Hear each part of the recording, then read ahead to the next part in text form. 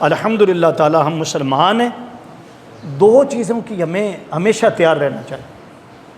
ایک قربانی، ایک کیا ہے؟ قربانی صرف جانور کی نہیں، مسلمان کی زندگی میں کتنی ہی قربانیاں ہوتی ہیں، قدم قدم پر قربانیاں ہوتی ہیں. اور جذبہ قربانی جو ہے وہ ہمیں یہ یاد دلاتا ہے کہ یہ تو جانور کے گردن پر یا گلے پر چھری پھیرنی ہے اور خون بہانا ہے. اصل میں اس کے اندر ایک عہد پختہ ہوتا ہے کہ اللہ یہ تو میں اپنے جانور کی قربانی اپنی طرف سے کر رہا ہوں، اگر میرے خون کی ضرورت ہوئی تو میں ابھی حاضر ہوں. آج ہم غافل ہو گئے، آج ہم اسلام سے دور ہو گئے.